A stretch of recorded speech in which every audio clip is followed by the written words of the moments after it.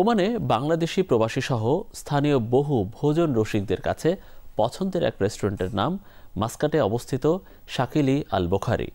বাঙালি ঐতিহ্যবাহী খাবার ছাড়াও যেখানে সুলভ মূল্যে পাওয়া যায় বিদেশি নানা পদের খাবারও। বাংলাদেশি আবুল হোসেনের এই রেস্টুরেন্ট শুধু সুস্বাদু খাবার পরিবেশনই করছে না, তৈরি করছে বহু বাংলাদেশির কর্মসংস্থানও। ওমান থেকে আমাদের সহকর্মী মোহাম্মদ রফিকুল্লাহর পাঠানো তথ্য ছবি নিয়ে ডেস্ক রিপোর্ট। ওমানের রাজধানী মাস্কাটের সুদৃশ্য রুই সুলতান কাবুস জামে মসজিদের পূর্ব গেটে জমজমাট এক বাংলাদেশি রেস্টুরেন্ট। নোয়াখালী বাসিন্দা আবুল হোসেন প্রায় 5 বছর আগে শাকিলি আল বোখারি নামে চালু করেছিলেন রেস্তোরাঁটি। বাংলাদেশি ছাড়াও ভিনদেশের নাগরিকদের মাঝেও ব্যাপক পরিচিতি লাভ করেছে রেস্টুরেন্টটি। আমরা সবাই এখানে আসি, আমরা সবাই দলবদ্ধ। এখানে খানা খুব টেস্ট, খানা খুব ভালো। সকালকে বলি শাকিল আল বুখারিতে চলে আসেন। আমাদের এটা জাস্ট একটা আমাদের মিলন মেলার স্পট বলতে পারেন।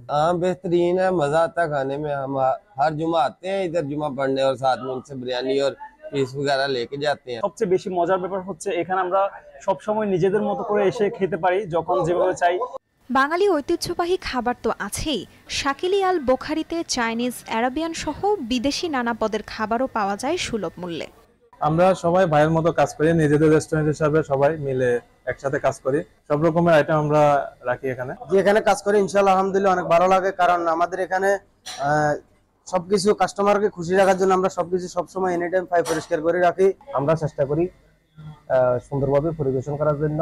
1990 সালে ভাগ্য বদলের আশায় দেশ ছেড়েছিলেন আবুল হোসেন। ওমানে এসে শূন্য থেকে শুরু করেছিলেন তার ব্যবসা। প্রথমে এক্সপোর্ট ইম্পোর্ট ব্যবসা দিয়ে শুরু করলেও পরে কঠোর পরিশ্রমের মাধ্যমে অন্যান্য সেক্টরেও প্রমাণ দিয়েছেন দক্ষতা। বর্তমানে আবুল হোসেনের কনস্ট্রাকশন, রেস্টুরেন্ট সহ রয়েছে একাধিক ব্যবসা। তার প্রতিষ্ঠানগুলোতেও কাজ করছেন প্রায় 250 কর্মচারী, যাদের বেশিরভাগই বাংলাদেশি। সবগুলাই মিলে আমার প্রায় 200 থেকে 250 জন লোক আছে।